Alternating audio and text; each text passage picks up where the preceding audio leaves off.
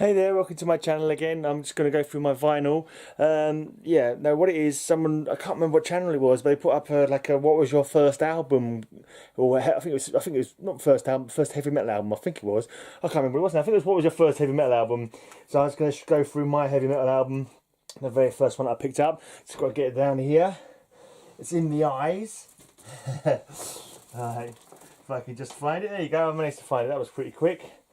This is the first heavy metal album. This is what started my journey into headbanging and leather and studs and patches and bullet belts and the like.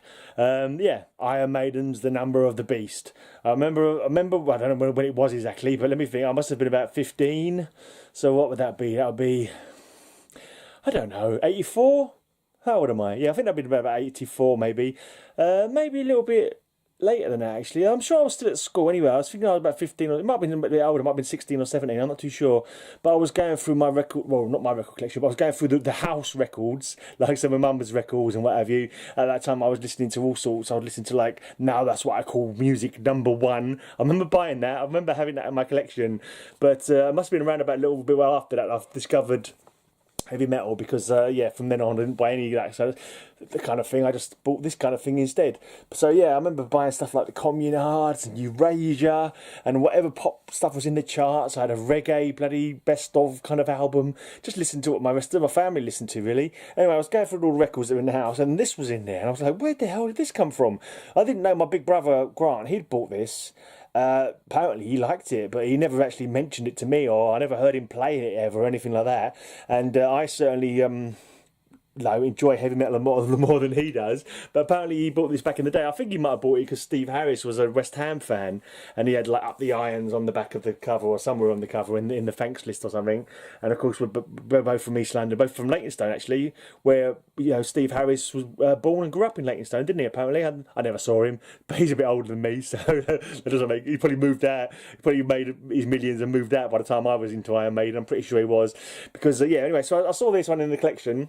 And I was like, what the hell? I mean, how can you not look at that cover and just think, what is going on here? This is just crazy. It's like the devil, and he's got a puppet, and above him there's another, demon-looking thing who's controlling him. So it's like he thinks he's controlling him, but he's actually being controlled by him, who also looks like him. It was like, what the hell's going on with this? And so I've put it on.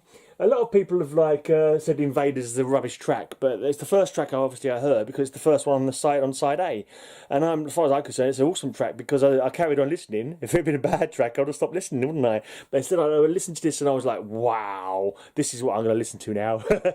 No, to be honest, I was listening to some other stuff as well at the same time, listening to Iron Maiden, still listening to some of the old stuff that I've been listening to at that time. But it was like, after hearing this and the power, to my mind, the power and the speed and just the driving force of heavy metal, it was like, yeah, everything else powered in comparison after that.